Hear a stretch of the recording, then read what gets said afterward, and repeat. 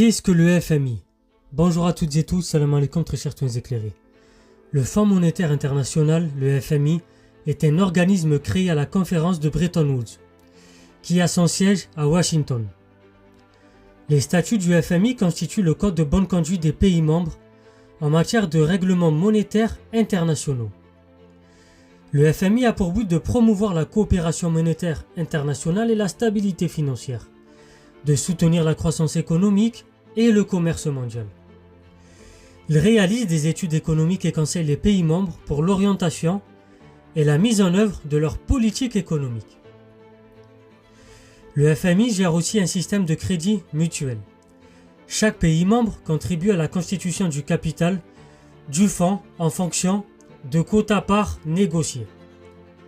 Les sommes ainsi collectées sont utilisées pour accorder des prêts aux pays qui en font la demande pour défendre leur monnaie et ou mettre en œuvre des politiques de stabilisation.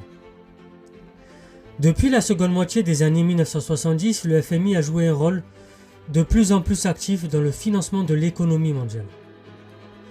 Des dispositifs destinés à financer des stocks régulateurs du cours des matières premières ont été mis en place, de même que des crédits destinés à accompagner les politiques d'ajustement structurel et la transition au marché des anciennes économies de type soviétique par exemple. Depuis les années 1990, le FMI est intervenu pour limiter l'impact des crises financières, comme la crise mexicaine en 1994, la crise asiatique en 1997, la crise des subprimes, la crise de la dette souveraine grecque de 2010, etc. etc. L'objectif est d'éviter que ces crises ne se transforment en crises systémiques. L'action du FMI fait l'objet de nombreuses critiques, notamment pour ses interventions vis-à-vis des pays en développement. On lui reproche d'être au service d'une mondialisation libérale et d'imposer notamment aux pays du tiers-monde des politiques économiques fondées sur l'orthodoxie libérale. Le FMI applique des politiques néolibérales et on va voir bien évidemment que ça a constitué de nombreuses contestations dans les pays en développement, qui se sont tournés vers d'autres sources de financement. On le verra dans la prochaine vidéo. En tout cas,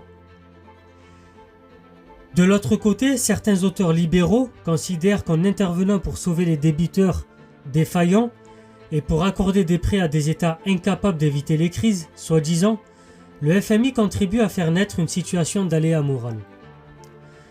La montée en puissance des pays émergents dans l'économie mondiale pose la question de la répartition du pouvoir au sein du FMI, comme la répartition des droits de vote, le partage des postes de responsabilité.